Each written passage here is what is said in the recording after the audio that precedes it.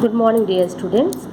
आज आप लोग को व्याकरण का एक नया पार्ट पढ़ाया जाएगा, पार्ट 3, जिसका पार्ट 3 का नाम है शब्द। ठीक है, पहले तो आप लोग ये जान लीजिए शब्द होता क्या है।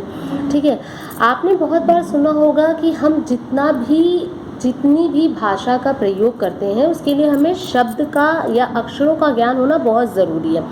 ना तो हम बिना अक्षर के शब्द बना सकते हैं, ना शब्द को पढ़ सकते हैं, ना लिख पाएंगे। ठीक है, तो हमें इसीलिए जानना है कि शब्द कैसे होगा, कैसे बनाएंगे मतलब, और शब्द को कैसे पढ़ा जाता है। ठीक है, इस पार्ट से आपको ये ज्ञान मिलेगा। अब जैसे नीचे दिए गए चित्र को आप ध्यान से देखिए। जैसे आपको पता है, ये चित्र देख के ही आप समझ जाएंगे कि चित्र को हम एक शब्द में अगर कह दिया तो सड़क बोल दिया। जैसे आप देख रहे होंगे गिलास, यहाँ आप देख रहे होंगे मुकुट। जैसे अब ये पूरा मार्केट जैसा शॉप दिख रहा है तो हमने इसे बोल दिया बाजार। ठीक है, ऐसे करके आप, जैसे हमने अभी पेन लिया है तो हमने इसको बोल दिया पेन।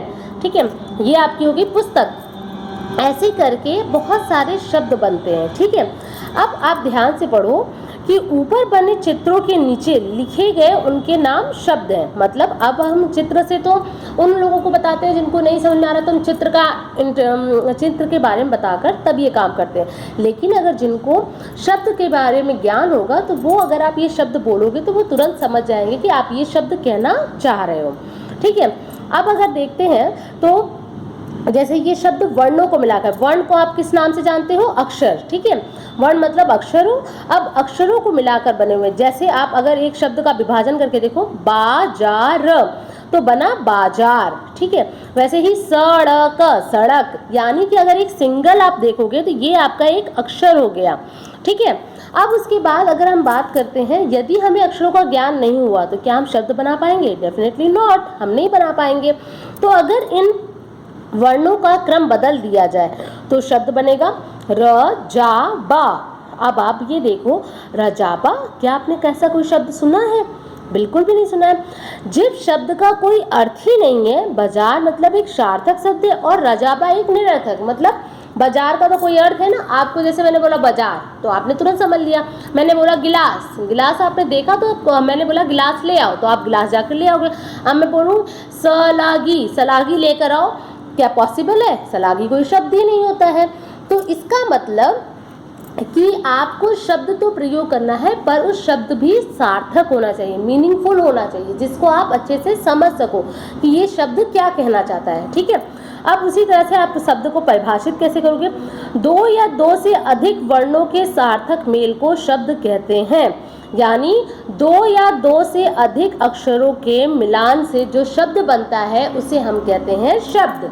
ठीक है, अगर आप दो या दो से अधिक अक्षरों का प्रयोग करके कोई शब्द बनाते हैं और जो एक मीनिंगफुल होता है तो उसे हमने कहा सार्थक शब्द, उसे शब्द कहा। ठीक है, तो अब आप इस डेफिनेशन को याद कीजिए। दो या दो से अधिक वर्णों या अक्षरों के सार्थक मेल को हमने शब्द कहते हैं। ठीक है, अब इसी तरह आप आ जाइए, नेक्स्ट टॉपिक है जैसे आपका पद।